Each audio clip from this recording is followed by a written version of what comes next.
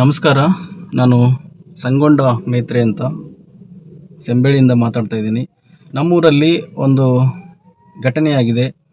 ಇಬ್ಬರು ಹೆಣ್ಣು ಮಕ್ಕಳು ಈಗಾಗಲೇ ಜೀವ ಕಳೆದುಕೊಂಡಿದ್ದಾರೆ. ಒಬ್ಬರು ICU ಅಲ್ಲಿದ್ದಾರೆ. ಸೊ ಈ ಘಟನೆ ಯಾಕಂತಂದರೆ 8ನೇ ತಾರೀಕು ಅವರು ಮನೆಯಲ್ಲಿ ಮಾವಿನ ಹಣ್ಣು ತಿಂತಾರೆ. ಮಾವಿನ ಹಣ್ಣು ತಿಂದಾದಮೇಲೆ ಕಂಪ್ಲೀಟ್ ಫ್ಯಾಮಿಲಿ ಅವ್ರಿಗೆ ಎಲ್ಲರಿಗೂ ಹೆಲ್ತ್ ಇಶ್ಯೂ ಆಗುತ್ತೆ. ಸೊ ಅವಾಗ ಅವರು ಭವಾನಿ ಮತ್ತು ಸಂಧ್ಯಾರಾಣಿ ಇಬ್ಬರಿಗೂ ಜಾಸ್ತಿ ಸೀರಿಯಸ್ ಆಗೋದ್ರಿಂದ ಭವಾನಿಗೆ ತೊಗೊಂಡು ಹೋದಾಗ ಭವಾನಿಗೆ ಯಾವುದೇ ರೀತಿ ಚಿಕಿತ್ಸೆಗಳು ಇದು ಆಗದೇನೆ ಅವಳು ಡೆತ್ ಆಗಿರ್ತಾರೆ. ಸೊ ನೆಕ್ಸ್ಟು ಅವಳ ಅಂತ್ಯ ಸಂಸ್ಕಾರ ಆಗಿ ಮತ್ತೆ ನಾವು ರಿಟರ್ನ್ ಅಲ್ಲಿ ಹಾಸ್ಪಿಟಲ್ಗೆ ಹೋಗುವಷ್ಟರಲ್ಲಿ ಸಂಧ್ಯಾರಾಣಿ ಕೂಡ ಅವರು ಕೂಡ ತನ್ನ ಉಸಿರು ಬಿಟ್ಟಿರ್ತಾರೆ. ಸೊ ಇವಾಗ ವಿಜಯಶ್ರೀ ಅಂತ ಅವಳು ICU ಅಲ್ಲಿದ್ದಾರೆ.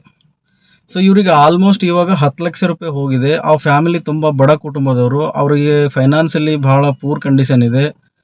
ಸೊ ಈಗ ನಾವು ಎಲ್ಲ ಕಡೆಯಿಂದ ಸಪೋರ್ಟ್ ಮಾಡಿ ಅವರಿಗೆ ಉಳಿಸ್ಬೇಕಂತ ಪ್ರಯತ್ನ ಮಾಡಿದ್ವಿ, ಆದರೆ 2 ಜೀವ ಉಳಿಲಿಲ್ಲ. ಸೊ ಇದ್ರ ಹಿಂದೆ ಏನಿದೆ ಅಂತ ಗೊತ್ತಾಗ್ತಾ ಇಲ್ಲ. ಮಾವಿನ ಹಣ್ಣು ತಿಂದ್ಬಿಟ್ಟು 2 ಸಡನ್ ಆಗಿ ಡೆತ್ ಆಗಿದೆ ಅಂತಂದರೆ ಇದರಲ್ಲಿ ತುಂಬ ಅನುಮಾನ ಬರ್ತಾ ಇದೆ. ಸೊ ಹೀಗಾಗಿ ಸಂಬಂಧಪಟ್ಟಂಥ ಅಧಿಕಾರಿಗಳು ತನಿಖೆ ಮಾಡಿ ಆ ಹೋದ ಜೀವಗಳಿಗೆ ಅಟ್ಲೀಸ್ಟ್ ನ್ಯಾಯ ಕೊಡಿಸುವಂಥ ಕೆಲಸ ಆಗಬೇಕು. ಆಮೇಲೆ ಇನ್ನು ಉಳಿದಿರುವಂತಹ ವಿಜಯಶ್ರೀ ಭಾಳ ಕ್ರಿಟಿಕಲ್ ಕಂಡೀಷನಲ್ಲಿದ್ದಾಳೆ. ಸೊ ಅವಳಿಗೆ ಹಣ ಸಹಾಯದ ತುಂಬ ಇವಾಗ ಉತ್ತರ ಕರ್ನಾಟಕ ನ್ಯೂಸ್, ಇದು ಕನ್ನಡದ ಉಸಿರು.